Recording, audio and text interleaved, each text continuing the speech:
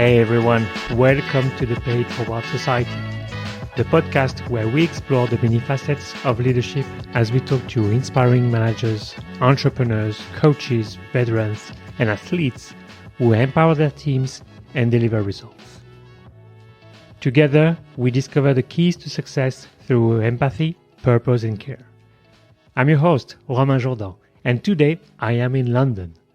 I am honored to welcome Steve Cuss on the show, a remarkable figure in the gaming industry. With nearly 3 decades of experience, Steve, you have gained invaluable insights that now you share as a consultant. You are the founder of the Game Plan Consultancy, where you provide executive expertise. You are also the host of the Liberated Leadership Interview Series, a podcast featuring inspiring leaders from diverse backgrounds. Steve, your story is one of resilience and transformation. Yeah, that's right. In 2012, you faced significant changes when you took a 3-month hiatus due to stress-induced depression caused by a toxic work environment. Today, we will delve into your leadership journey, both before and after that defining moment. We will explore the action you took and the lessons you learned, which ultimately led you to transform the company into the best place to work in 2017. Over multiple years, actually. I've won that award every year since it's existed, over the last 6 years at Criterion. Yes, that was great. In addition, Steve, you have shared your extensive knowledge and experience on numerous global platforms. As an international speaker, you have presented at conferences in London, Manaus, Kiev, and San Francisco. Your latest achievement is the upcoming release of this highly anticipated book, Liberated Leadership Lessons Learned from 20 Years Producing Video Games at EA, set to be published in summer 2023. Yeah, summer, maybe early autumn. We'll see how we get on with that publishing process. But yeah, that's the target. Leaders, join us for this enriching conversation as we delve into the mind of Steve Cuss, listening to his fascinating experiences, learning valuable lessons on leadership, resilience, and growth, and understanding the importance of paying it forward to empower the next generation of leaders. So usually, it's my intro here, but what I like to do is really to let my guests introducing themselves, because beyond the etiquette, beyond the titles, it's always great to hear who is the person behind the mic. Yeah, thank you very much. Yeah, I think it's interesting. How do you just sum yourself up? It's something, our identities are, and actually leaving Electronic Arts recently has made me realize how much I did have my identity wrapped up in my job title, as many of us do, and quite liberating to move beyond that. But with liberation comes fear as well. And those two things always go hand in hand. And I would imagine we'll talk about that quite a bit today. But I would say that when I was writing the book, actually, I went right back to my childhood and my adolescence. And it's obvious to me that I can't help but lead, or perhaps more accurately, I can't help but take responsibility for things. And for me, that first manifested itself, obviously, I had a big passion for team sports growing up, football, cricket, athletics, basketball. And I always became the captain of those teams. Okay. The teacher was selecting the captain, of course. And I just was that sort of child and teenager who put their hand up to take responsibility for things. And I think when you're a child, you think everyone thinks like you, don't you? So you think, well, everyone will be doing this. And then as you get older, you realize that isn't natural. And so, for example, I've done jury duty multiple times. Okay. Yeah. 4 or 5 times. I've always been the chairman of the jury because I can't help it. I did try once to not volunteer myself. I only lasted about 30 seconds and then I put my hand up as I could feel no one else wanting to do it. And, when I'm in a breakout room for a workshop, I know I'll be the person feeding back because I'm just compelled to do it. So why that? Is that because of a strong ownership, or because you have this instinct of leading people and you are trying to animate and be the MC for some of the discussion, like a Yeah. breakout or what? I think I have a strong need. So if you take that example of, the classic situation where you go to a workshop and some people know each other, some people don't. Yeah, and yeah. then at some point the facilitator breaks you out into groups of 3 or 4 and says, you go and think of this and then come back and share your ideas. I usually sense in that there's a sense of panic amongst other people, that they don't want to be the person who is sharing back to the group. And in that situation, I want to relieve that Okay. pain and anxiety for them very strongly. So I have the instinct of people that's going on for them, and then this sort of strong desire to relieve that for them. And so there's that on the one hand. And then on the other hand, I am an outgoing extrovert as well. So I get my energy from being with other people, and I love that experience. I joke that I always looking for a bigger audience all the time. But if you're naturally an introvert, you're going to find that opposite. That's going to cost you a lot of energy. So I'll come away from public speaking or presenting to facilitating a workshop highly energized. So I had a sort of fairly fundamental need and a bit of a reward loop for taking on that responsibility. So I think that kind of inevitably led me into a lot of the leadership roles. And then I'm a big believer that what you get in any situation is what you expect to get. That's the most likely thing to happen. Probably. And then I just come to expect it then to take the lead. So in the first jobs I went into the team leader position, and then from there progressing on through various leadership positions. So I think that's where it comes from. Yeah. Okay. But do you need to be an extrovert to be a leader? No, not at all. Very many very, very successful introverted leaders. And I do think it's interesting to think about introvert, extrovert with an extra dimension as well. So I said I'm an outgoing extrovert, but you can be outgoing or reserved. Is a separate access to introvert and extrovert. So you can be an outgoing introvert, which is going to be interesting. It's going to be quite tiring because you're likely to want to connect. You'll be predisposed to connect often, but it'll cost you energy. So you'll have to probably ration yourself in that situation. You can be a reserved extrovert. So you get your energy from being with other people, but you don't naturally seek it out, or it doesn't come naturally to you. So you may be, you find partners or teams that will lead you into the forums you need for getting your energy. Equally, reserved introvert, you would probably have to force yourself into those situations. But whatever your style is, all work, and there's pluses and there's things to look out for, and there's and advantages to both of those approach.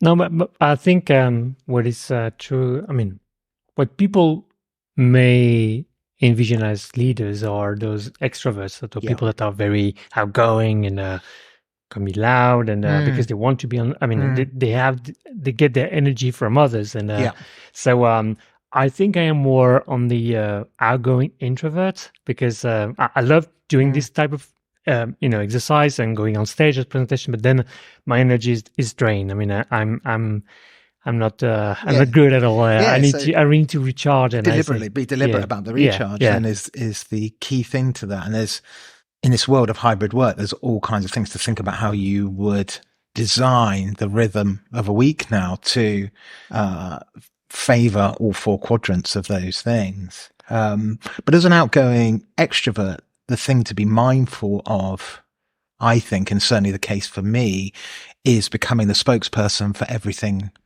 and everyone. Because that's quite dangerous, because you might not necessarily be the spokesperson for all of the views. You might necessarily condone all of the views you're the spokesperson for. So it's important to be deliberate about choosing how you're presenting in that role, and and rationing yourself, I would say, in that. Yeah. Yeah. It makes sense. So going back to the question of your introduction, so you are an outgoing extrovert. So I found I naturally fell into all of these leadership roles, and then the first company I joined out of university, or actually at university, I did my degree was computer science and drama, which don't naturally go together, I don't think. But that's another thing with me. I've always had that intersection of science and arts, and kind of been on the cusp and been interested in both of those. So, for example, in my degree for my final year drama, I did a treatment of how Hamlet could be set in a virtual reality environment, which was interesting because I couldn't experience virtual reality at that point. So there's only about 4 headsets in the world. So I had to do it from an academic point of view. And then for the drama side, I did a computerized lighting desk as the project as well. So I found the crossover. Okay.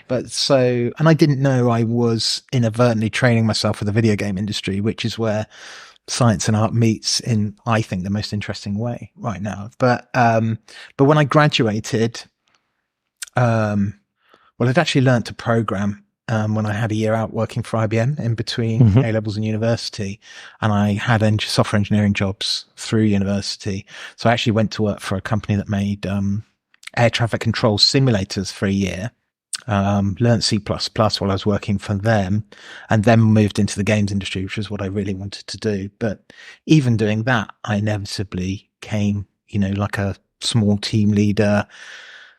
And then when I joined this startup in London called Intelligent Games, there's a whole group of us all in our 20s, and there was must have been about 20, 25 of us. I went away on my honeymoon after I'd been there for only a few months.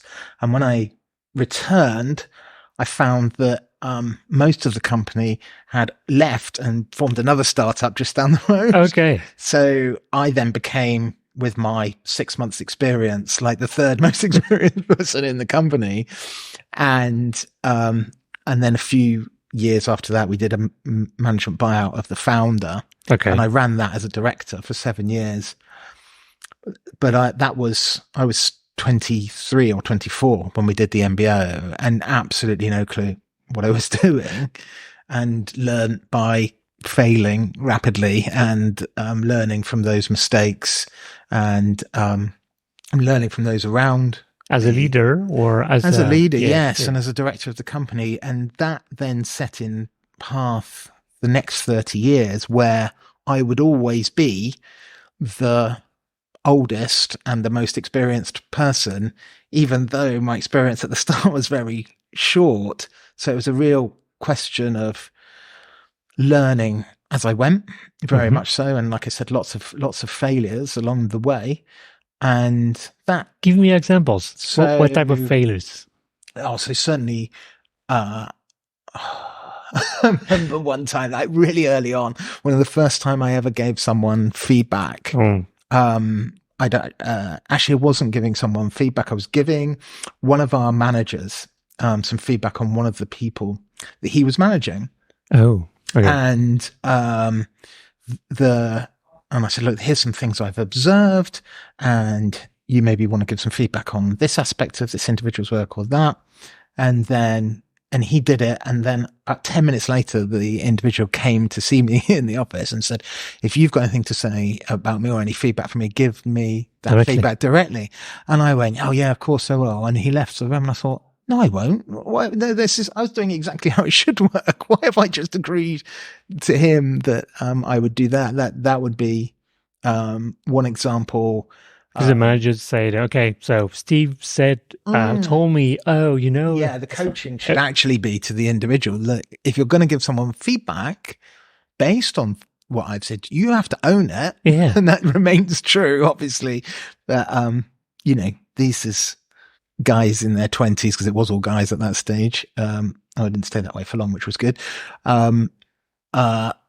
Just learning everything about people management, about video game development, all together, and just trying to stay sort of one step ahead of the needs of the business. Sometimes that meant only being a day ahead, or learning it literally as you were doing it. And yeah, did that for 7 years. And we were always working with Electronic Arts as well. We always had at least one Electronic Arts game in development. And I didn't realize now what an amazing opportunity for some of the franchises I'm working on. Like FIFA. Like FIFA, yeah, went out to work on FIFA just ahead of the Japan World Cup, if you remember that far back. And then we worked on a couple more with them and met that team and found out how they were set up. That was amazing and really interesting. And have you seen some of the players? I mean, for the motion pictures and everything? Yeah, absolutely. I mean, then on my EA career, I obviously go back quite frequently, and the whole studio in Burnaby is just an astonishing video game development facility and location, and just full of talented developers and amazing capture studios, and just world class going on there. Yeah, so worked on FIFA, worked on a Sims game, and meeting like amazing people who were absolute industry visionaries, like Will Wright. We were working on and then we also got to work with lots of other brands. We made an Action Man game, for example. We made games for the BBC using the Tweenies license. We could move so quickly. The projects would be 3-4 months, and with teams of 5 or 6 for a few $100,000, and the last one would have been tens of millions with 300-400 people. Wow. It's huge scale on multiple platforms. So yeah, it's been a big transformation. Back in those days, though, the opportunities for learning and to go straight into the lead, because the very opposite of a glass ceiling, was phenomenal. So yeah, it was a phenomenal learning journey, but there is always dark and light in every situation, and yin and yang. And the downside of that amazing opportunity is there was no mentorship. There was no experienced person in our own company or other companies that could just, put your hand on your shoulder and go, Steve, you're making a terrible mistake. You're doing this all wrong. There's such an easier way than what you're doing. Or say, have you realized this is the effect of the decisions you're making? None of that. So all sort of self-discovery and self-learning to a large extent. And I think that's part of the big reason for wanting to set up the Game Plan consultancy now, is to provide that for some of the new studios who are coming out, the new studio leaders that are proliferating in the amazing games industry, but also take some of the rapid learning that's gone on for me personally over the last 30 years and apply it to other industries as well, because it has been phenomenal. But yes, we're still not through the intro yet, are we? So 7 years of running that company. Yeah. Very much a cash flow driven company. Sometimes spirits really high, sometimes on the verge of bankruptcy. Eventually we signed a deal with a publisher who went bankrupt themselves. Wow. And that took us down as well, because they owed us money that there was clearly we were never going to never receive. So we knew then at that point, we're not going to make payroll, and we need to put the company out, which was obviously really. And again, for me, losing the business was one thing, but it was one of the worst days of my life to sit in front of those people and tell them that they didn't have their job anymore. That sort of hurt me more, actually, than the business going as such. But that was just really hard, and amazing reactions from people as well. Like some people were really angry. Some people cried, but other people said, look, well, are you sure? I mean, I don't mind working for free for a few months while we sort it out.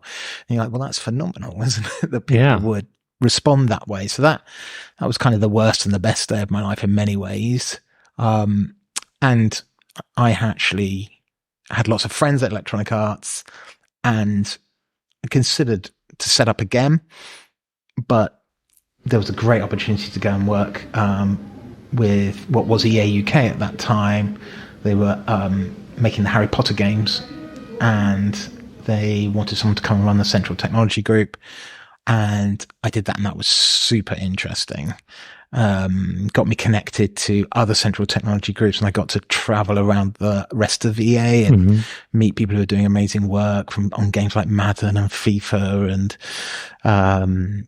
I would meet developers from Australia, from multiple locations in the US, and from Europe as well. But then after a couple of years of doing that, a friend said to me, "Hey, would you come down to Criterion and cover my sabbatical? I need someone to cover for 6 weeks." And I stayed for 18 and a half years. So it's quite a long 6 weeks. Indeed. Indeed. And was that part of EA already? Yeah, so it was, not long bought the studio, actually. Yeah, okay. It was purchased from Canon, actually. And working on the Burnout series, and also a first-person shooter called Black. Actually, Black was the first game I worked on, and then Burnout Revenge for the Xbox 360, and then Need for Speed. Everything since then. More Burnout Paradise and Need for Speed Hot Pursuit, Need for Speed Most Wanted, helping DICE with multiple Battlefields and Battlefront, and most recently Need for Speed Unbound, which launched last year. Yeah. I have not played this one. I'm still on the previous one, Hit. Yes, yeah. Heat was the Ghost one, which Criterion we also helped them with. Unbound the one from last December. Yeah, need to play this one. But the kids, when I said, "Oh, I'm going to interview the man who produced Battlefront and it was say, oh yeah, that's super exciting because we do games at home." Yeah, I mean it's amazing how the industry, the whole medium has grown and is bigger financially and in terms of reach than the film industry, and yet still feels niche somehow. Still waiting for our cultural place in the world. I think that's on a par with media, of which the games industry is making more money. So it's interesting how it's evolved.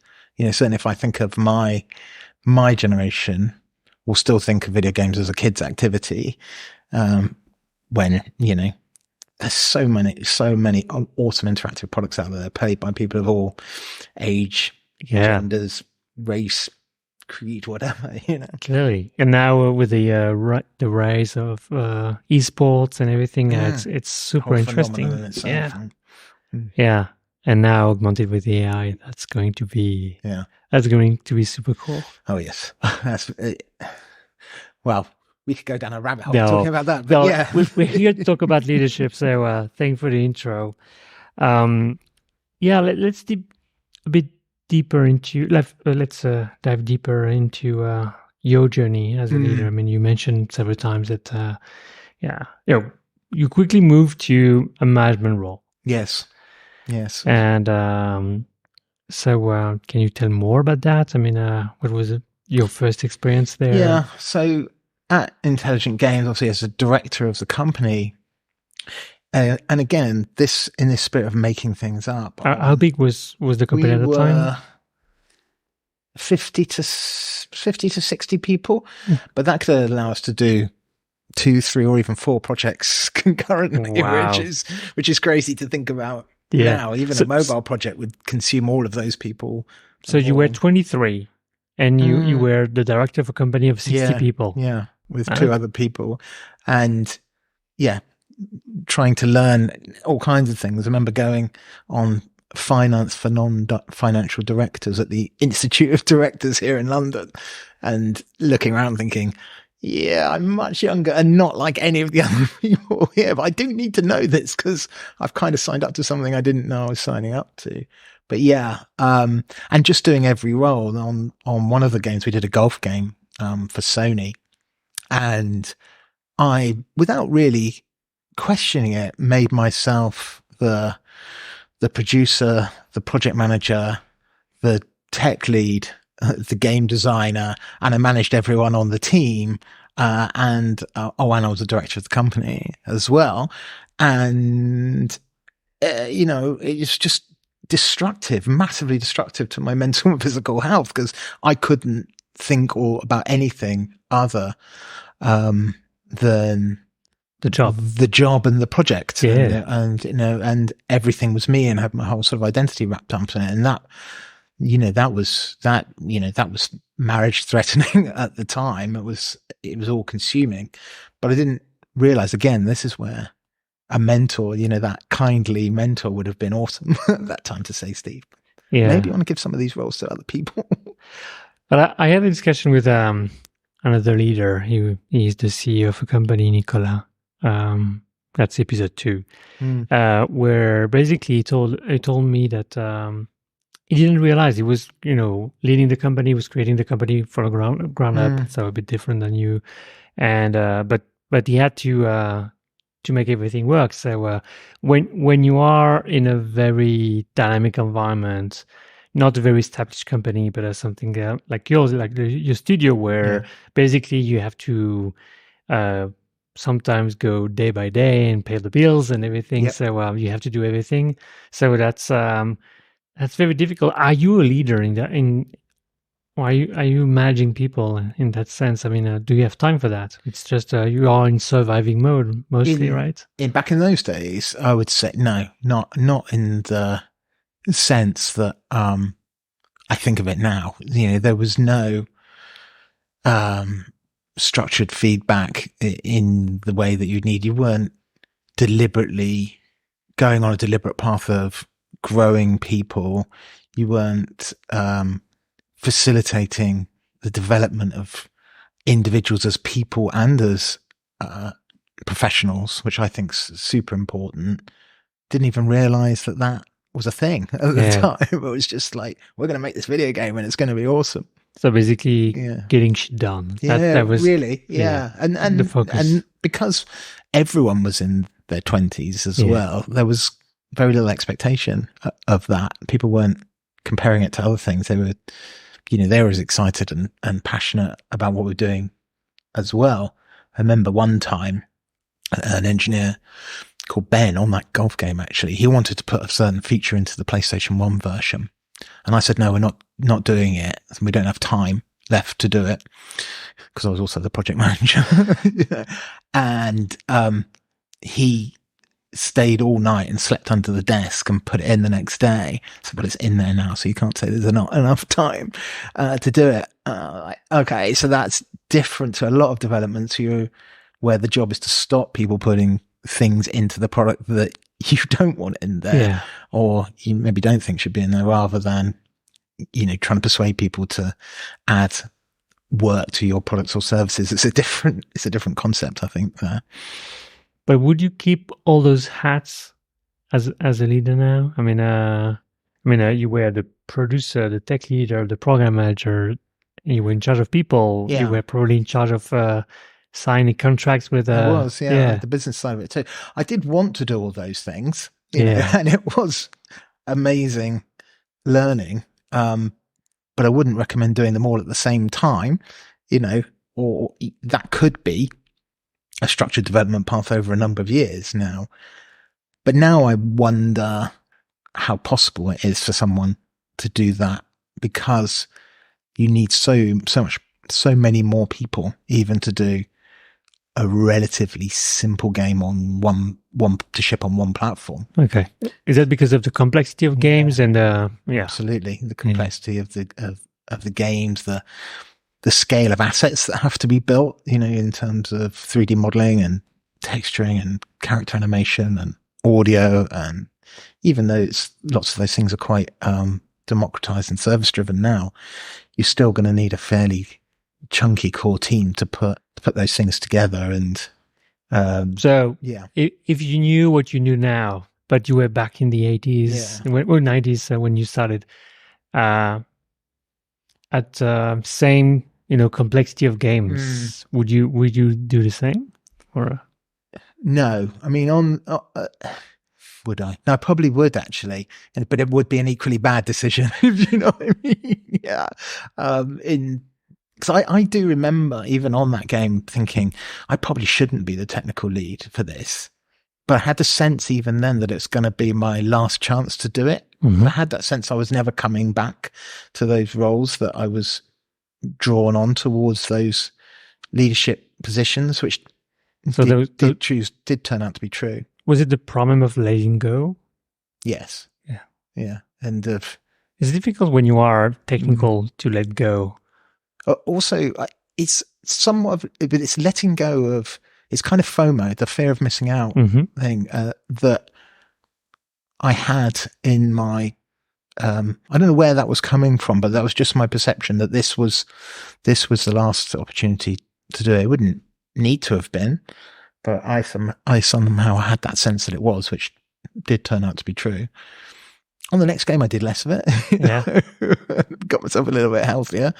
Didn't do all of the design myself, gave over technical leadership to someone else. And that was an example of, some fairly brutal learning going on there. So can you share, how do you give it away? Yeah. So I suppose actually we probably need to talk about the road to getting ill a little bit. So you said, the last game that you published, I thought that the last game at Intelligent Games.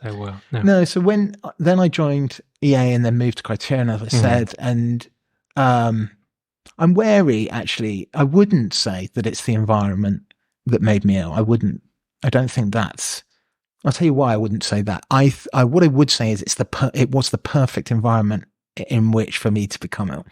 Because of someone who is drawn like a moth to a flame to taking responsibility, there was a never-ending supply of things to take responsibility for in a studio that was being incredibly successful, was scaling up to do 2 projects at the same time, was full of young, passionate people trying to hit and being successful in achieving really, really high standards and wanting to maintain them. And I went into production leadership roles where the model. So how is different? Is that different from software development? Is it the same? I mean, would you say production of games? I would say it is different in games because you've got, I think one of the things that's amazing about games is it has the most logical scientists and the most inspirational creatives working in the same teams with all the complexity of regular software development as well. And with one of your key metrics on a video game being funness, how fun is it? Which can only be measured subjectively, of course. Very much be measured, but it has to be measured subjectively. It doesn't respond well to being predictable as well. So as a production leader, you're trying to bring all of those different crafts and therefore types of people together. Because you said you move into production. How different is that from the previous? Right, so because I was, like I said, was at Intelligent Games, I just did everything. Oh, yeah. So I didn't have to work out an organizational structure because it's just me and the team. And now it was very much about the model then, which was very common in the video games industry, is the bulk of the people on the team facilitated the priorities and the vision of a relatively small group of people who owned the direction and the leadership of the video game. And my role as a production leader was between that small group of people who were imagining that future state and but are they scenarists? Are they so that would be leaders of your craft, so like art, audio, technology, and design and direction as well, and a business leader as well in there. And so it'd be, and then though the rest of the team would be told what to do in effect. So there would be like a control, do this, bring that next increment of the game back to that small group. They review it and we go around that cycle again. So I'm in between those 2 things, which turned out to be a ridiculously stressful job, to choose, particularly for someone with me. This is what I mean about it being the perfect environment to get ill, because that allows me to make myself accountable for everybody and everything of 200 people for meeting the needs of this small group, and vice versa. I'm trying to get everybody's needs to be met. I mean, it's not a choice I made consciously. If I'd noticed myself making it, I think I may have avoided that scenario. But because I was predisposed to that way, I just, in retrospect, it was inevitable that I would suffer burnout. Ironically, while working on a game called Burnout. Yeah. No, actually, we'd finished Burnout by the time that happened. We were working on Need for Speed, but we had a game called Burnout. So if you believe in nominative determinism, maybe there's something in that. I don't know, but yeah. And the real reason I think of it is I called that model. I call it in the book Mask and Task, and the reason I call it Mask and Task is because I had to put on a mask to go to work every day. And the task bit is telling people what to do. Yeah. And the thing with that, wearing a mask to work every day is so exhausting, because you take so much energy in trying to be, and my mask was the mask of being all things to all people, which is ludicrous. You cannot be all things to all people. No one can, no one should. And actually, if you could see it consciously, no one would ever ask you to do that as well. Because I mean, so I understand your extreme ownership and the outgoing extrovert that you are. So were you taking on everything? Because I mean, there were some requests coming up and say, okay, I would take care of that, and you didn't delegate to your teams.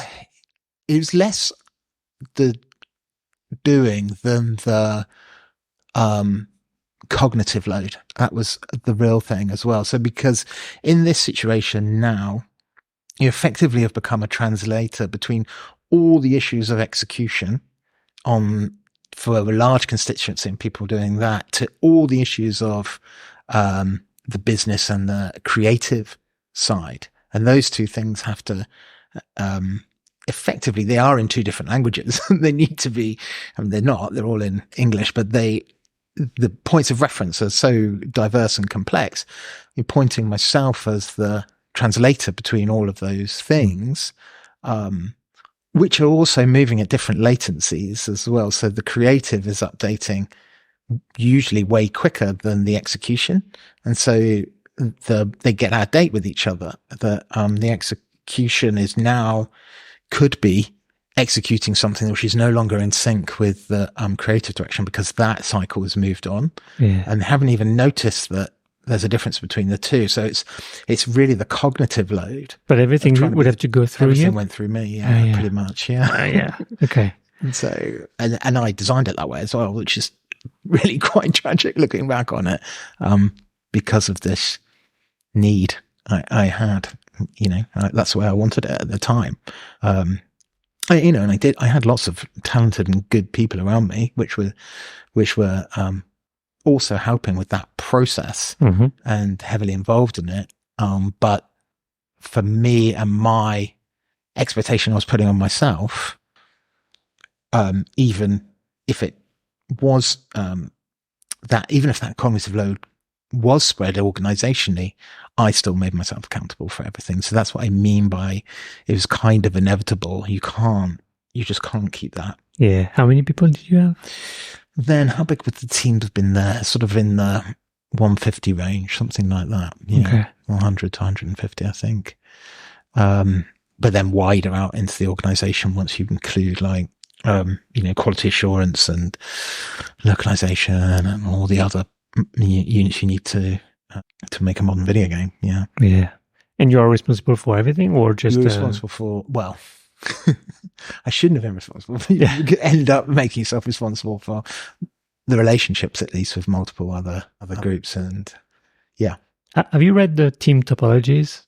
No, who's that It's a one by? great book. It's a really great book, and two consultants actually they are helping companies, designing the organization and the concept of loosely coupled teams. Ah, yes. So and the fact that you don't have any bottlenecks or people that are defining the interfaces, how teams are interacting and how they can be how they can move quickly without impeding others. So that's a great book. Really, I mean, it's applicable for software development but not only. I mean, there are plenty of great learnings from this book. I will share that with you, because and one of the things that they are mentioning is actually the cognitive load. I mean, the fact that you need to restrain yourself, and whenever a problem is too big, you need to divide your team and create more teams to take care of that.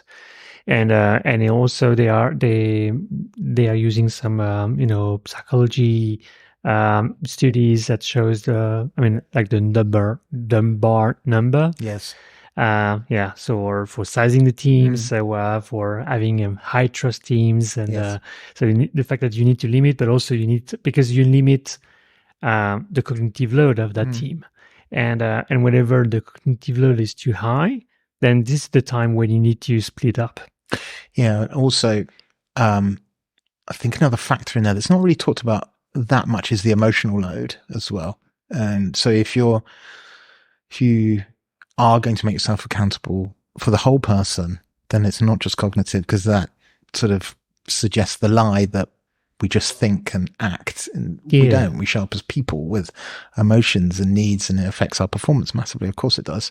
And that was a big part of where I would inevitably, of the inevitability of my move towards burnout, is I was making myself emotionally responsible for so many people as well. They hadn't asked me to, but I just did. And so that, I obviously didn't see it until retrospectively. So what do you mean by being responsible emotionally for people? Because you care about them? Yeah. Making yourself, accountable, for their, it's actually beyond well-being, actually, for their, for their mental health, really. Yeah. Their satisfaction, their fulfillment, their ease of being, and the whole thing. And that.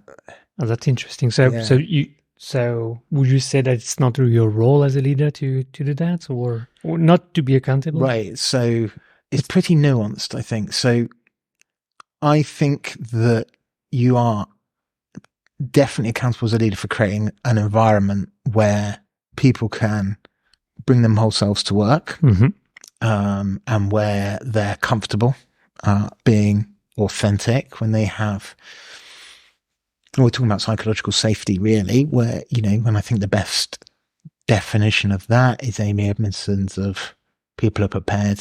People feel safe taking risks in front of one another at work. There's no negative consequence for that.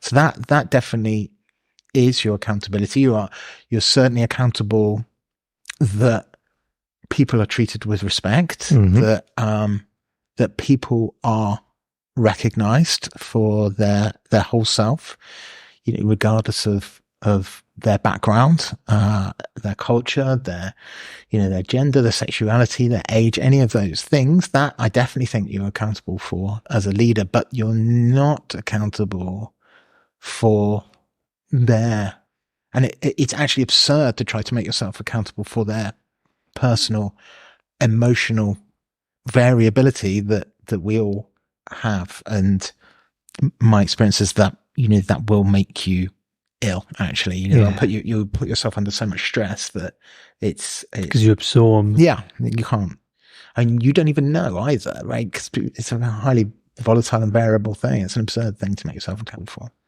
Yeah. Do you have an example of a situation where you take on, when people go through a divorce, something like this, you would take it? Think of a good example. It would be, it could be that some people would confide in me all kinds of things that were going on. for them personally. And yeah, you kind of take that on and sometimes try to fix that as well. And that's, it's not your role to be other people's therapists as such. You can certainly be good counsel. You can certainly signpost, but it's also dangerous to take on the full role of therapist. That's not appropriate. It's gone beyond a boundary, I think. Yeah, that's something where there's a risk for me, I guess, because I think I have a high level of empathy. But what you describe is going a bit forward, and a bit further than the empathy. It's really being, So how do you? For example, fast forward to 2020 with COVID. Yeah, so many things happened during that time. As a leader, you probably felt compelled to be not the confident, but to make sure that your people were okay. Yeah. So 2020 is interesting, really, because as you said, the pivot point for me was 2012, and developed the new way of learning, new way of leading for sure, probably a new way of learning too, actually, but certainly continuing commitment to learning. And then COVID comes along and just disrupts. Well, it puts the whole world through social trauma, doesn't it? And certainly disrupts the whole world of work and creates instant remote working. But at that point, I'm equipped with new tools and certainly with more self-awareness. And I have this idea of there being a formula for stress at work, that work stress equals accountability minus agency. So if you're trying to keep accountability and agency in balance, basically, in everybody's role, including your own. Can you define agency?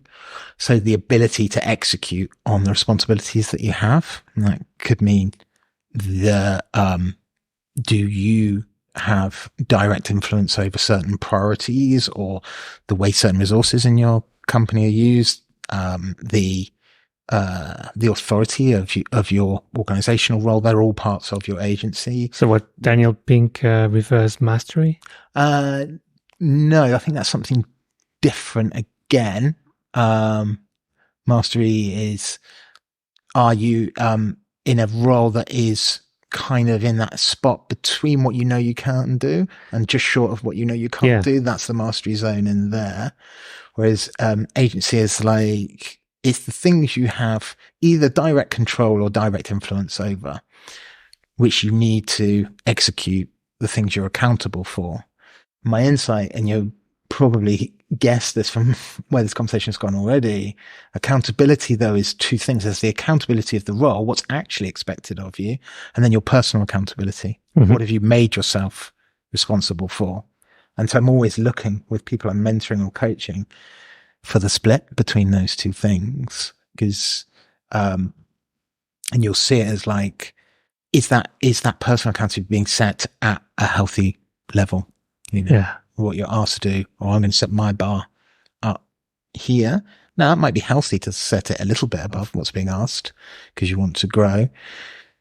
But if you're setting it at perfection, as I always want to do, and your agency is low, then you're going to struggle. Yeah, because if you carry on with accountability higher than agency for long enough, you just will burn out. It's just inevitable. Okay. So it's something to be super mindful of when designing organizations, not just what you're actually asking for people to do, but what they will make themselves personally accountable for as well. So I've forgotten why we came down this road. No, there was a discretion from me because you were talking about how you handle. We were talking about the difference between empathy and how you deal with people's feeling and COVID, weren't we? So I had these new tools. So when it came to 20, I was good at. I found a way of leading compassionately. So if empathy is being aware of other people's struggles and challenges, and compassion is the step to wanting to help with them, finding a compassionate way of leading that also included healthy boundaries for me. So I was enjoying my leadership, and I was staying in a really healthy place and growing personally and professionally. So when COVID came along, it was a lot of what I found was finding ways to manage myself through that process and share those with the team that I was leading. But the one thing I instinctively did, and which turned out to be right, was create as many forums for connection as possible, because that's what came through so loud and clear. Also started doing wellbeing surveys, so I was asking people directly, and so in those surveys it became clear that's what we're all missing, that human connection where we're engaging all our senses face to face with one another. Something really important and magical happens for humans, and taking that away was causing all of us deep angst and problems. So anything we could do to foster connection and new ways of working had to be invented really rapidly as well. So go on that learning journey with everyone, but mainly the first focus was to make sure we stayed connected. And for me to do that in a way that was maintain my boundaries, although it was actually really, I did end up quite drained after a year had gone on, but I think it was so exceptional situation, because it wasn't just work, was it? It was everything, and it was social trauma. And so we were all going through trauma together, I think. And I think it was draining I think in many ways, we're still paying the price for it. We're paying the bill for all that time, and probably will be for some time in terms of our well-being and establishing, working practice and healthy things like that. Okay, so going back to 2012, this is where you had your burnout. Yeah, so that was like the crisis moment, and just broke effectively. And it's a very strange feeling, actually, of just complete numbness. And that's how I knew.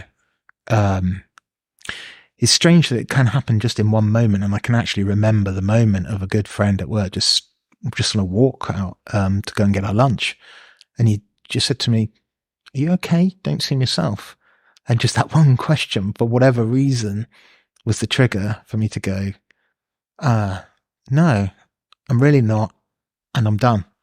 And I just went back into the office, spoke to my then manager, and said, "Can't do it anymore, and I'm going, and I don't really know when I'll be back." And I didn't understand the consequences for that, but I had finally got to the point where I had to do that. And the company were great, actually. They really supported me, and they said, "Just give me your phone, give me your laptop, go and get well. That's your job now, get well." And and I stayed on full pay, and for those 3 months, I went and started therapy and started that work.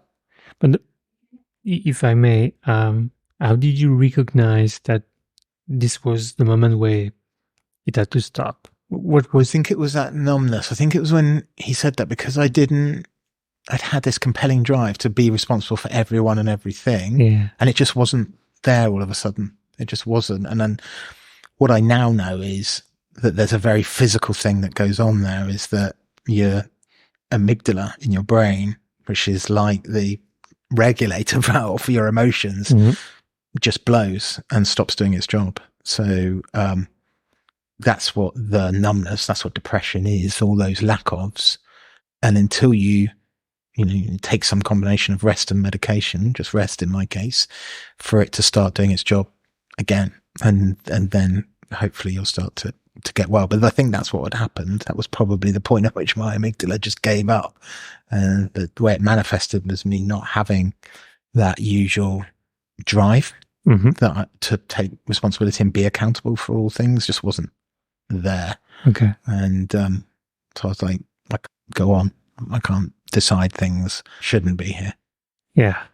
I can't be, shouldn't be here. Trying to compare to other situations where, people or myself may have resigned from the job and look for another job? How do you make that difference when you are in a situation where I can't bear anymore? Yeah. But is that because of the company, because of the I don't think, environment, or because it's you and you are not? And I don't know.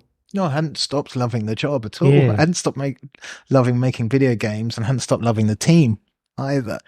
So it wasn't about wanting to quit the job. I thought it might be the end of the job, which was really frightening because I thought I might not be even capable of doing it again.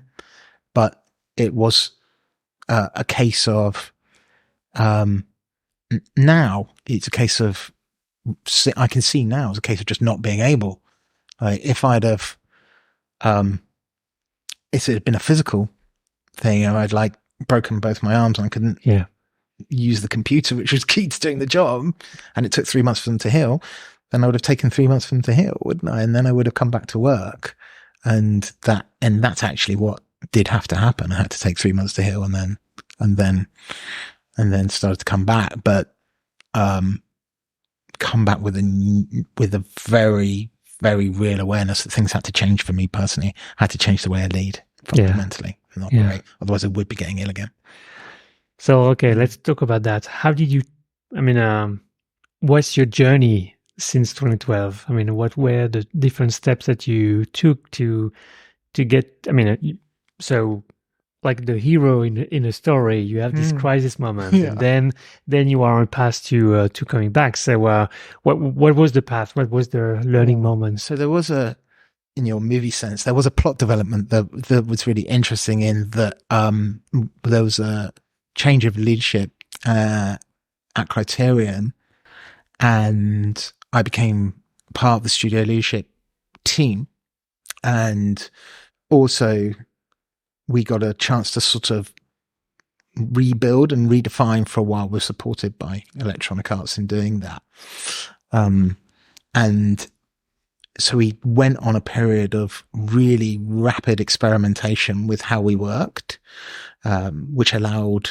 which coincided with me going through a period of really rapid experimentation of how I led and worked within that environment. So the two things were perfectly in sync for me at that time. But with the rest of the leadership team aligned with with your need as well? Let's find a better way. Let's find a healthy way. They had different versions to me, but they also had a sort of, they'd found it all challenging, and I guess we were all reaching a life stage where, you couldn't do that what you could do in your 20s. We had families and other priorities, and so it was good that we were united in that kind of passion to find a healthy way to still make, world-class, brilliant video games, but do it in a healthy way. There was quite a wide core of people who were really committed to that idea.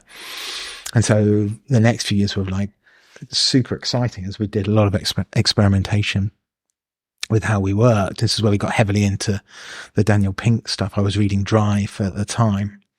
And for me, it was a lot about moving away from that idea of a large number of people execute what the priorities and ideas of a small version, and how do you apply the wisdom of all of the team members to this incredibly complex challenge of making a video game.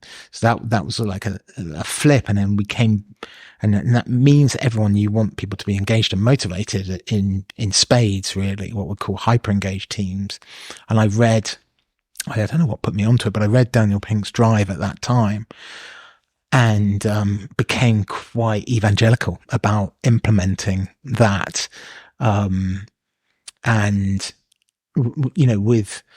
Because everyone was so energized and motivated to try new things, and we were really learning rapidly about what worked and what didn't. And the premise of Pink's book is that there's a gap between what science knows and what business does when it comes to engagement and motivation. And most of business is still set up with carrot and stick rewards. You do this and you can have that transaction. Whereas the best example is sales. You get big money if you make your numbers, and But and interestingly, what you're really describing there is a game, yeah, and games are there to be played, whereas people are here. They want to show up with their whole selves, and they want to be engaged and motivated by their work. So he says if it's not that, I mean, you have got to pay people fairly, but then money is not a motivator. So you have to think of money as a hygiene factor, really. Make sure people are paid fairly, and then it's about something else. And it's as he says, it's on autonomy, mastery, and purpose. I added recognition on the front of it, which seemed to complete the picture for me, but also made a much better acronym, I think, because it gives you ramp, and then you can ramp up. So it must be right. And really focused on maximizing those things in what we did.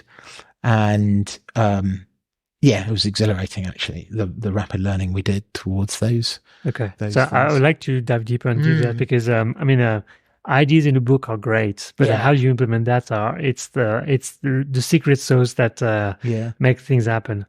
Have you read Turn the Ship Around by David Marquette? No, it's been recommended to me before. It's such a great book. So and when I'm listening to your story, I pictured this book because David Marquette was the captain of a submarine, and he knew everything about submarines, everything.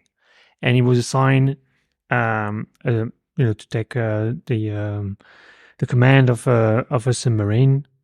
So he prepared for 1 year, and last minute he was assigned to another one, which he knew nothing about. Okay, he knew nothing about this submarine, how things work, because he was in control. He wanted to be in control of everything. So suddenly he had to let go. Yeah. And the book is great. It's such the second book that he wrote, massively liberating for him, I would imagine. After he got through the fear. Oh yeah, like I said at the start, fear and liberation they go hand in hand. And that crew was the worst in terms of grades by the U.S. Navy and so on, and it turned the ship around. Yeah, and that team became the best, and he created leaders who became. We created great teams in return and so on. So such a great book. That's one for me for sure. Yeah, and the other book that he wrote is Leadership is Language. All right. And again, great book. I mean, really encourage you to read this. So going back to the secret sauce, how do you do this? I mean, so you recognize that sounds like a good story. You have recognition, you have mastery, purpose, and mastery, purpose. I'm missing one. Autonomy. Autonomy. Yeah. So, let me talk about those a little then. So autonomy, I think, is the big one and the most frequently misunderstood, I think, is I talked about autonomy over the 3 T's, so team, task, and technique, over who you work with, what you work on, and how you work on it. But the really important thing, and this is where I've noticed it being misunderstood, it's you're trying to maximize the autonomy for your people that you're leading over the 3 T's, which is not 100%. It's highly unlikely to ever. There's certain circumstances I'll maybe talk about in a minute where it could be 100% for a very constrained period of time. So it isn't, you can work with whoever you want. It isn't, you can work on whatever you want, and it isn't, you can work however you want. So let's put that aside, but it does mean that isn't going to be entirely dictated to you as well. And by a process of collaboration and examining how the whole system of your business works, you can actually, in my experience, you find that the autonomy you can give individuals is more than where you start at the start of that analysis period. So for things, we went quite extreme on the team size, where we would just show up at the start of each 6-week phase of development and say to people, here's all the priorities for the next 6 weeks. Which one do you want to work on? And literally just run around now. If you go and stand over there if you want to work on that, go and stand over here if you want to work on that. And that's super powerful. But also I think it's a problem when you go to scale that, because you need teams to be more predictable, for scoping and predictability and all those other good project management metrics. So fine in a discovery phase that we happen to be in, but you need to reduce that. So you actually have to reduce people's autonomy over. They can't choose any team now, but you probably find there are points where there is a choice, like 2 or 3 individuals. It can be, you could be on any of these 3 teams and we can swap it around, and there's an open conversation around moving either from a phase to phase basis, swapping with someone else on the team. Those sorts of things is an example of where there might be autonomy over team in that way. Task is similar. So what you do, task is really interesting, I think, from a growth point of view as well, because if you think about it from a risk management point of view, what you want everyone to do is what they've done before, and what they definitely know how to do, the things they're expert in. That's the least risky thing. But that's also that go back to that mastery thing. That's the first circle. That's the things you know how to do. So there's no growth for people if they're just doing there. So how do you find that sweet spot in people's roles where it fits the needs of the business and the project, but also allows them to grow? You have to get to know the people fundamentally at a personal level. And that's the mastery slot. And then what did I get to? Purpose. Team task technique. Oh yeah. So how you do it. It's really important about how you, express, the work that needs to be done. And in my experience, goal writing, people are really poor at it. What they write is actually instructions as a rule. Yeah. And that's not a goal. I want you to describe the benefit you want, not the work to be done. And if you can free those up, and I worked up this whole workshop, actually based on this mad dream I had, but I've worked this workshop, which I've run multiple times, and to try to engender this idea of how do you break away to even from understanding the work to the benefit you're trying to achieve, because that then frees up that being achieved in many ways. So I think the best example I've come across for this is, so an instruction would be build me a ladder, whereas a goal would be retrieve some things from a high shelf. Now, the reason I like that example is there's multiple ways to get things from a high shelf. You could just find a really tall person, or you could get some acrobats who can stand on each other's shoulder if it's really high. And you probably don't need to build a ladder, is the point. You can reduce the actual work that needs to be done. So it's finding, so the work really does have to be expressed in that way if people are going to have autonomy over technique. So that's the autonomy piece. Maximize, unlikely to be 100%.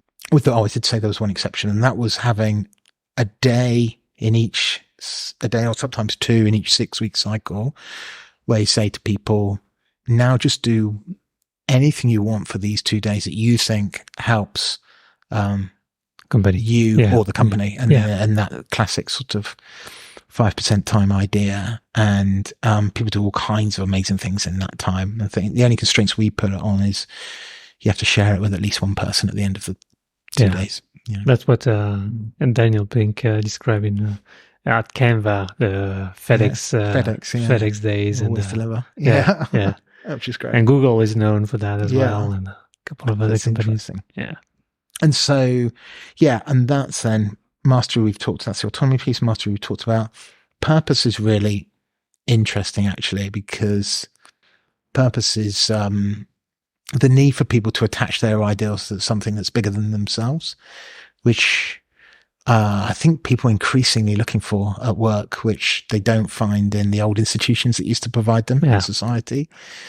And it's not the business purpose. So your purpose is not like in millions, 4% extra, no. whatever. That not that those things aren't important, because of course they are to the function of your business, but in terms of through the engagement and motivation lens, it's not that.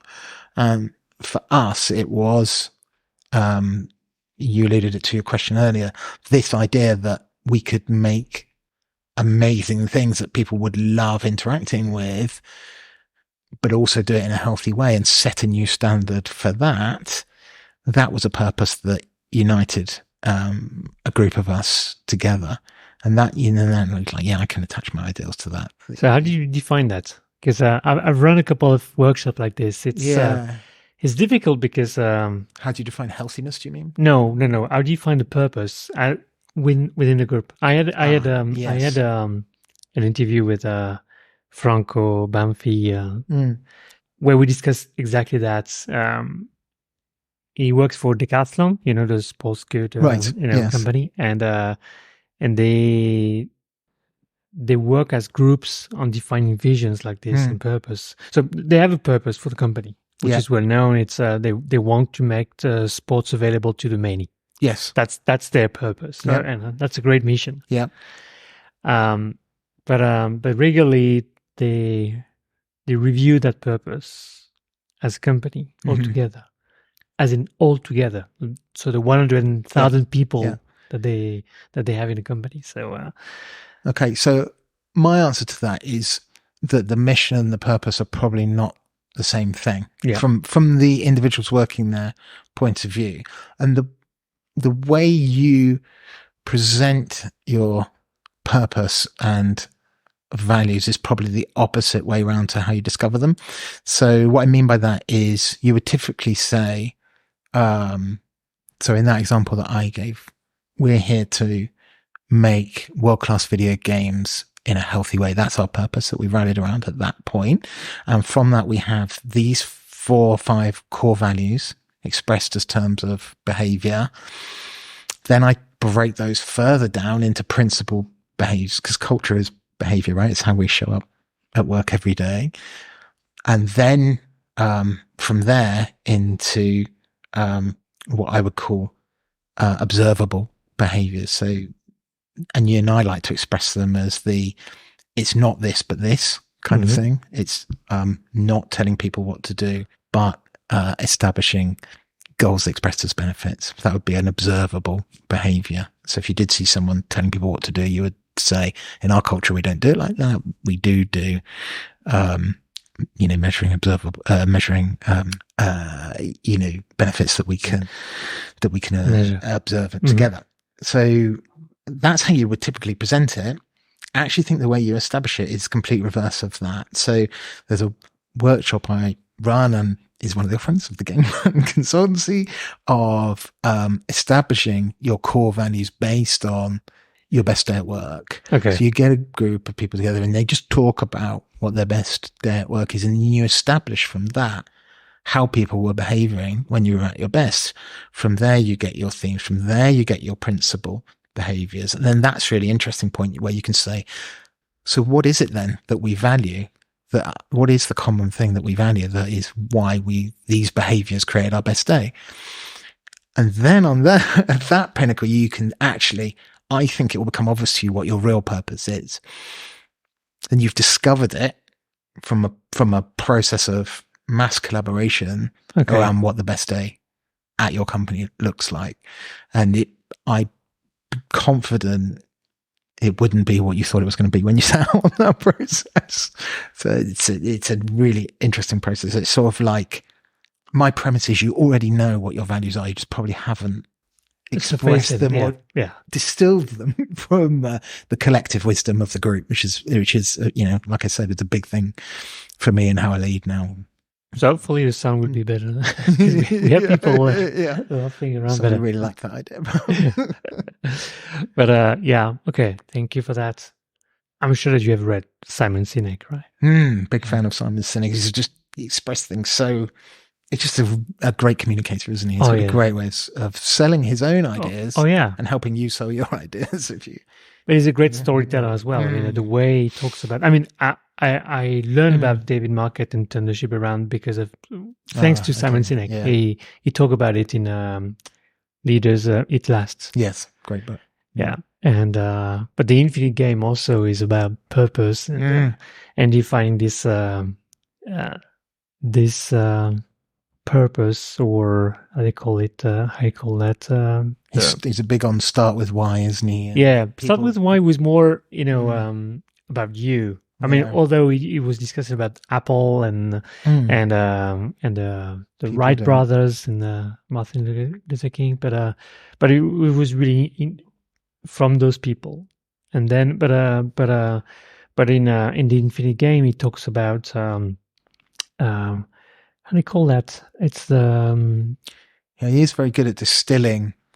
He does talk about purpose, doesn't he? So we're not just here to make good computers. No, we're not. Yeah, And actually, it's a great expression of define the benefit as well. Yeah. Define the outcome, not the output. So don't just describe the work, but describe the impact it has on people. I think is the core point he's trying to get at there as well. I think a really powerful purpose will unite what you're doing for your customers with what you're doing for your people as well. So, the video games are still really important to us as an expression of that team's work, and the healthy part is really important for our people.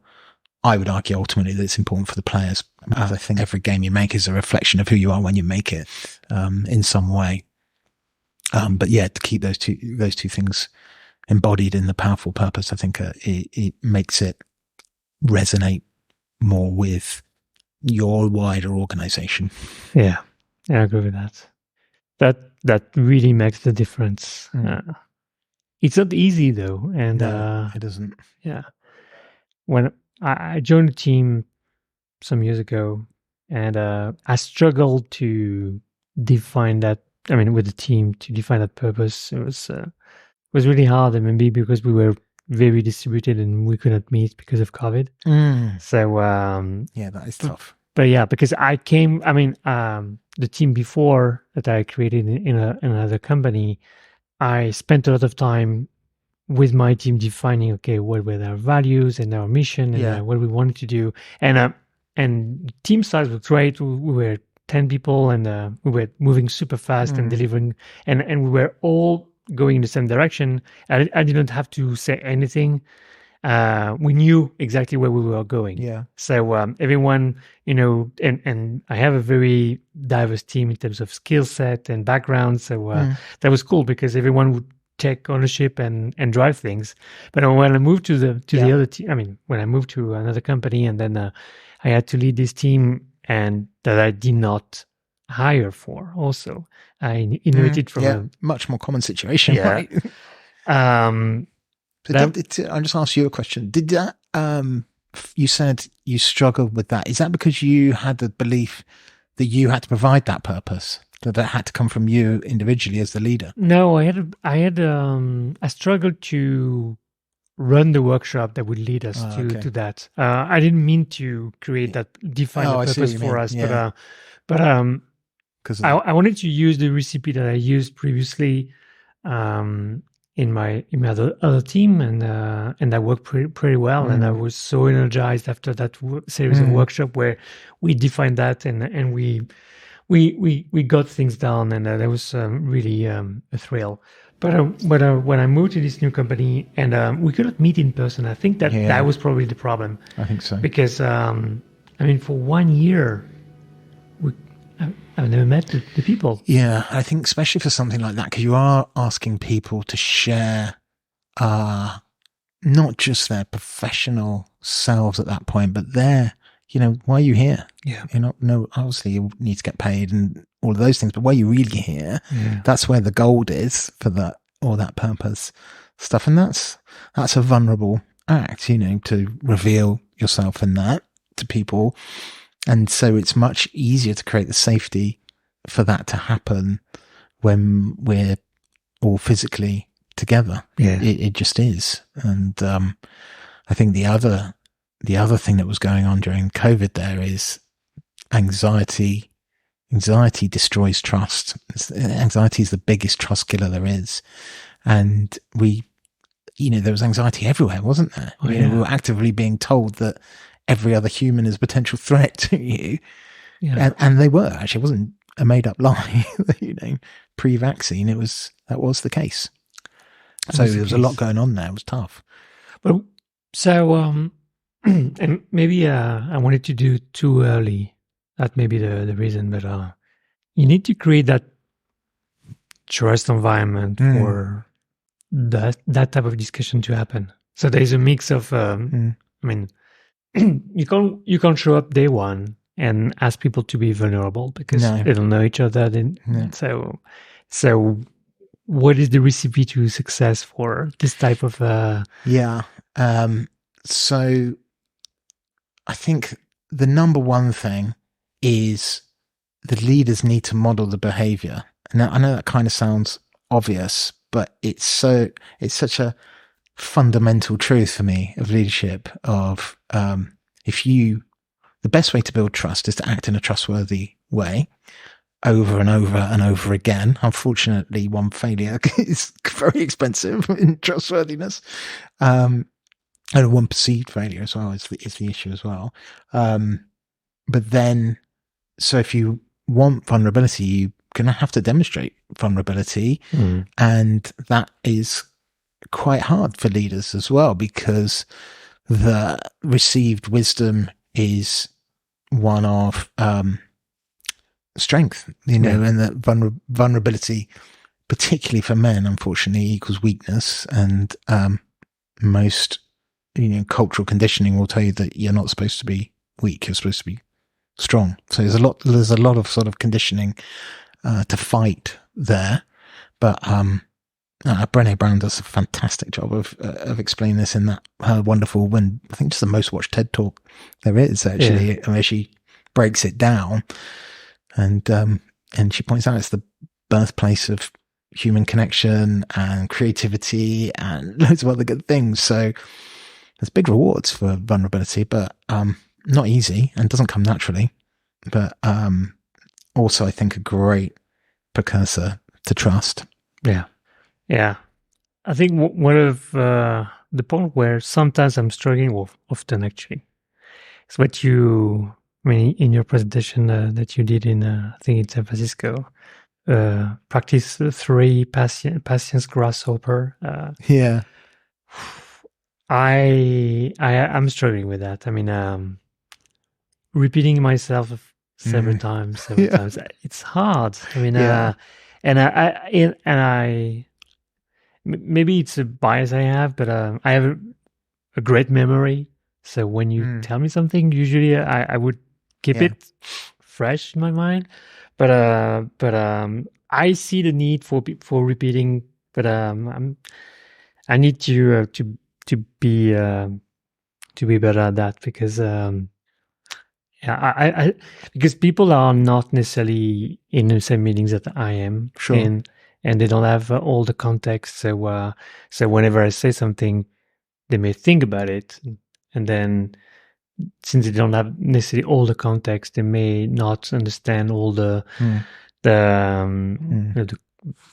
what it means and why we should do it. So we say, okay, you said that, but I think that's something I need to work on. It is hard, right? Because we're business leaders. We're in a results-driven environment with lots of very real metrics and that make a difference to people's well-being and growth and safety and success and all those things. So they're not. That's still real. All of that stuff. And to wait, which is what patience means, and not intervene, can feel to be inactive when everything in you is telling you to be active, is quite a difficult decision to make.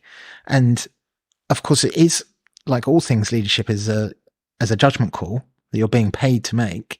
Is this now the time to intervene or not? Yeah. And what I try to hold myself accountable is just to go 1 round further than I think for patience, or maybe 2 rounds or 3 rounds further than I think for patience, because the alternative is you're going to tell people, you're going to give people the answer effectively as a leader.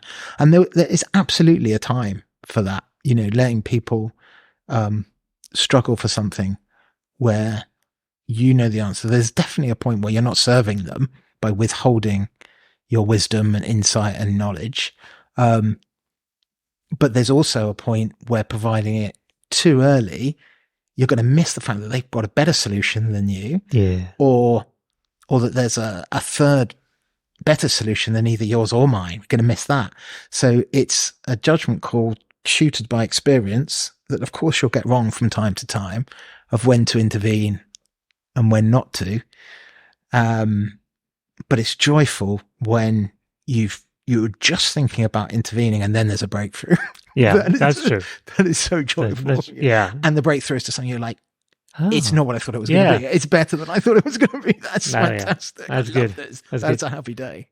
Yeah. So I think I'm getting better at that. But what I meant was you are going to be repeating yourself. That's the piece. That's the piece where I need to work on my patience, because I'm not good at repeating myself. And I should do it more. I know I should do it more because, sometimes people don't listen because there's something else happening. And And I do think there is one technique I found that it comes from Miller. Miller's the number is apparently it's the most quoted psychology experiment about it's 7 plus or minus 2 things that we can keep in our short-term memory, Miller's magic number.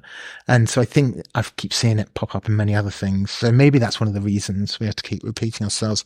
But the thing I found that's made it more likely to be 5 than 9, so minus 2 plus 2 to the 7, is if you can make the message personal. So, for example, you're sending something out by whatever your communication mechanism to a group of people and saying, do you agree with this proposal? You're probably not going to get a response to that so quickly or readily as if you can say, here's the thing that directly affects you. Do you agree with that now? Because it's going to happen. Then you may not have to do the second, third, and fourth iterations on top of the 3 or 4 you've done. That seems to be your best bet for shortcutting that little, but there's no substitute for repetition. Yeah, that's the thing I need to do more of.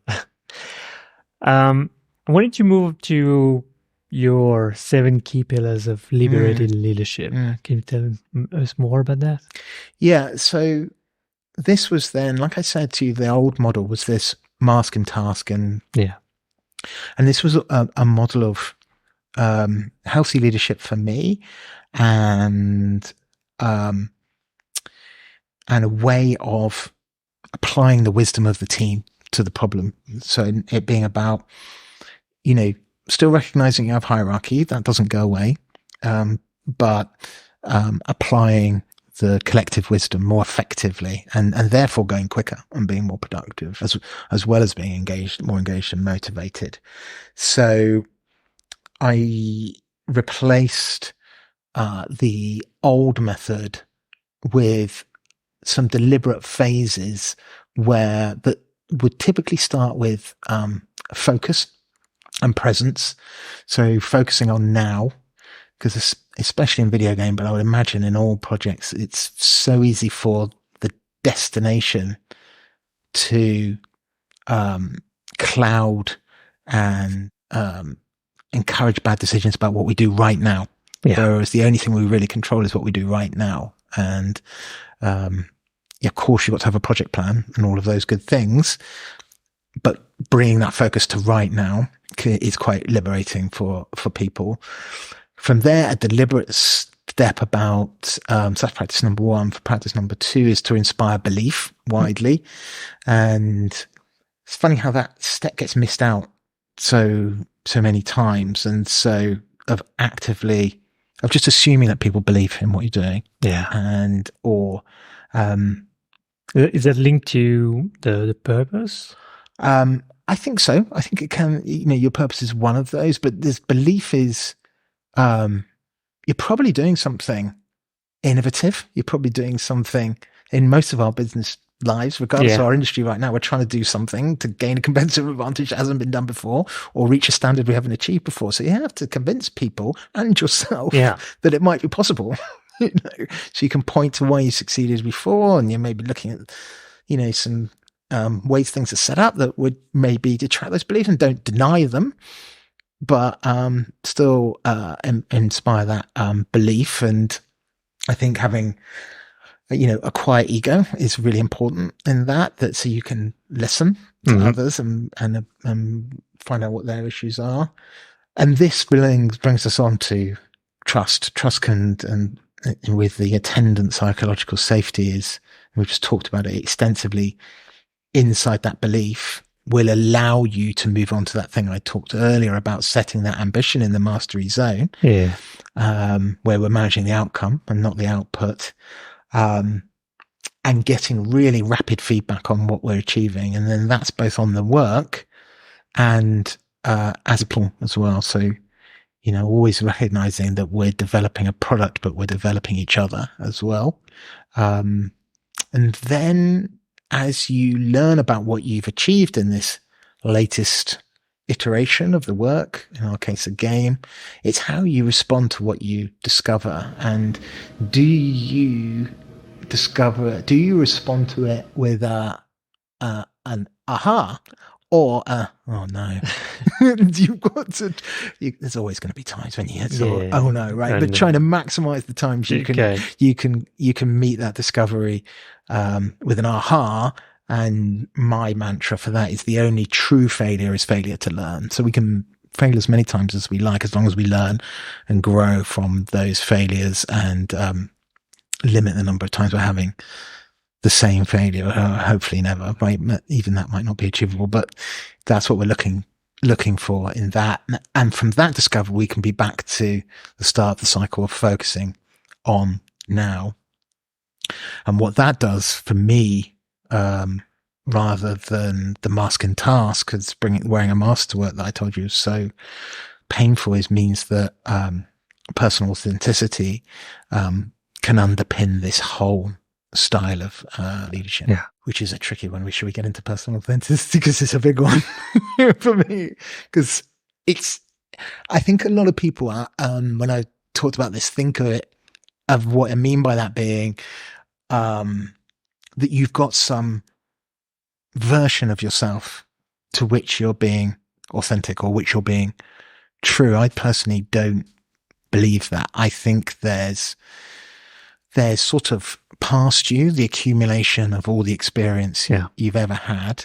There's you in this moment, as you show up, and that's hugely variable. You might be having a good day, a bad day. You might be tired. Have you slept? Yeah. You might have just spent 11 hours on a plane or something, And then there's also, and Hermione Ribera in a TED Talk, The Authenticity Paradox, does a great job of talking about this. There's your aspirational self, or the yourself you're trying to become, the growth you're trying to achieve suggests that you're trying to be different than you are today. So which one of those are you trying to be authentic to?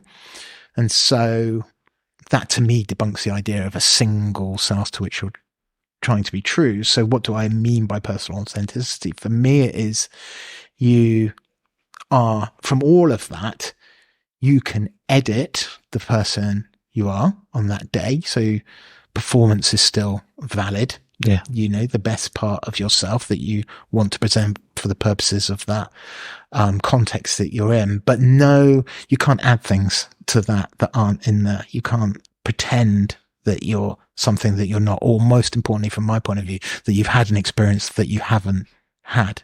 Okay. And you can own not having had the experience as well. That's fine too. But no fakery in that way. Okay. So if I summarize, means that we have different facets, and you decide to expose some of your features, depending on the context, depending on but it's always you. Yeah. And it's always you, because it's always founded in what you've experienced and your honest and truthful response to that. So integrity is non-negotiable. We all have to do the right thing, even when no one's looking, which can be hard. Reminds me of your episode with your guests. Yes, indeed. And then the other thing, and I think Carrie said this as well, having a core set of personal values that are your personal non-negotiables. They're a tremendous guide for difficult situations you find yourself over time. So that's that allied with a commitment to growth, to understanding yourself, developing your self-awareness, doing that work on yourself, and, growing as a person and a professional. That's my definition of personal authenticity. Yeah. Self-awareness is a big thing. It all starts there, doesn't it? It's funny because Sam and Chinda, the episode that you listen to talk about that as well, and another one Daryl talk about it, and I think what you described in the first part of the episode, where you have this ownership, you want to you take accountability and so on. That's all about self-awareness. That's and that I didn't have it in that road down, and then through some work with a very good therapist and a great coach as well, I helped with that, and then going on my own journey, my discovering mindfulness helped me massively with that, of becoming self-aware as well as being present and focusing on what's happening to me right now. Yeah, focus on now. Yeah, it's it's huge, and the antidote to anxiety. And anxiety is fear of an imagined future, and depression is punishment for a perceived past as well. So it's incredibly powerful to focus on now as well. But it does seem to be an unfortunate truth of the human condition that self-awareness only really starts from trauma. So we seem to have true self-awareness of the type we're talking here. Mm-hmm. It takes trauma for us to really get on that journey of lift that lid and see what's going on inside. In my experience, there's no turning back once you lift that lid. The lid's not going back on in a hurry, that's for sure. So for those who can for which we can save a trauma, what would be the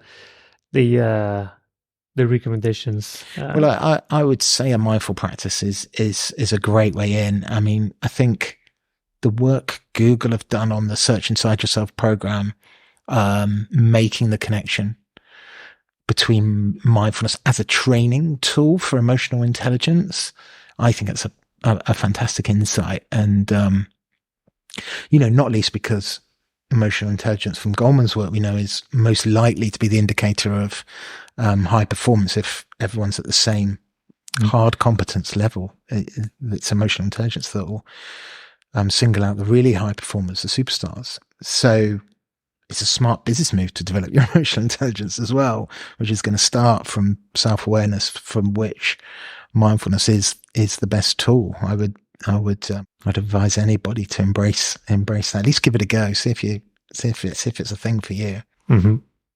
What do you think about AI in this context? So I actually think of AI right now as the equivalent of the loom in the last industrial revolution. So it's like this tool. I think of it as a tool that's going to revolutionize how multiple business work to do, that will give us opportunities as humans to redefine our society. Yeah. Now, will we take the opportunity to make it better for all people, or will we just be super competitive like we did last time and still work a 5-day week and be super competitive with one another? I don't know. But it could be very freeing to create the space for that kind of inner work that I think's so important. I don't know whether it will be. I think we have to see it as humans, how we use this new tool that is becoming available to us. True. There's at the same time that we're talking about AI, there's the rise of responsible AI. So big companies are talking about that actively. I think that's quite interesting. But I'm really deep into AI at the moment. I mean, since ChatGPT, basically, because it's amazing, and with as a leader, there's so much you can learn from it. I mean, that can augment you, and I wonder whether we will have a leaderless type of work environment at some point.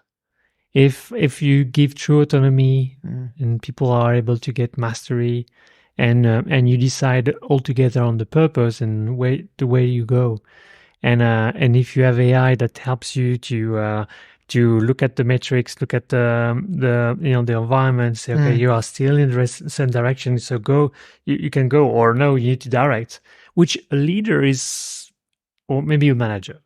Yeah, I think so. That's so the AI could replace managers because that's sticking to the compliance, basically. Yeah, doing things right rather than doing the right things. Yeah.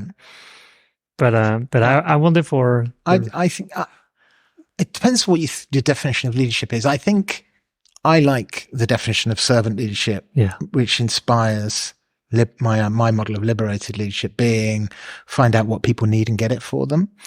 Now, the reason I like that is because it's need, not want. It's not about finding out what everybody wants and getting it for them. That's a different thing altogether. That's a servant, not a servant leadership. I would suggest.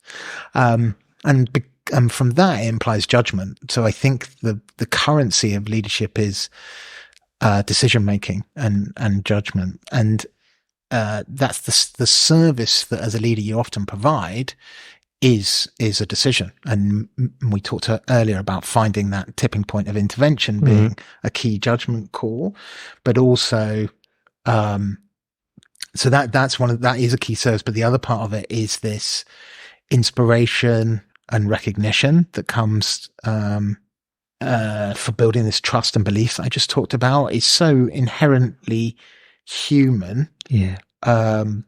It's hard for me to believe that an AI could replace that, although I am mindful of, if you don't think your job could be replaced by a robot, you just don't understand as well. So we'll see. But in Kevin Kelly's work in The Inevitable, he talked about this idea of centaurs. So AI-driven robot plus human is going to be more effective than robot or human alone. And so maybe as curators of the robots, we have the opportunity as people to maybe create more space to focus on these things that we care about and matter so much, these human things of our human needs and growth and development. That's my optimistic version of the future anyway. That's a good one. I like it. Okay, so we are reaching the end of the episode. So how do you keep learning and growing? I'm just intensely curious about people and their experience and comparing it to mine. So I've been doing a lot of answering questions today, but asking a lot of questions, and to which I really want to know the answers as well. How did this go for you?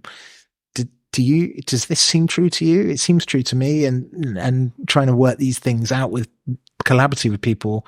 I guess it comes down to my outgoing extrovert thing is where so much of the learning and the growth is, and and having the humility to realize that you're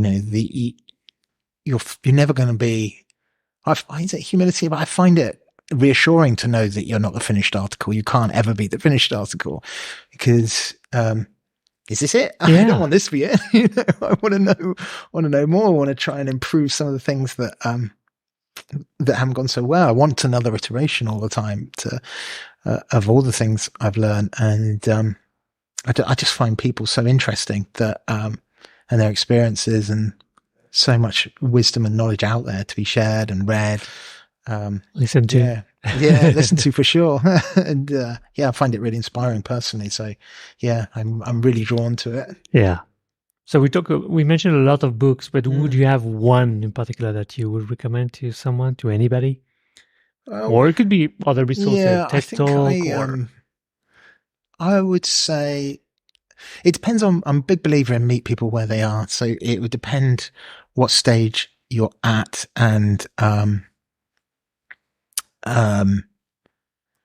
what your needs are at the time. So at a personal level, I would say a YouTube search for This Is Water my David Foster Wallace commencement speech he gave in terms of a call for self-awareness and presence. Okay. It's incredibly powerful.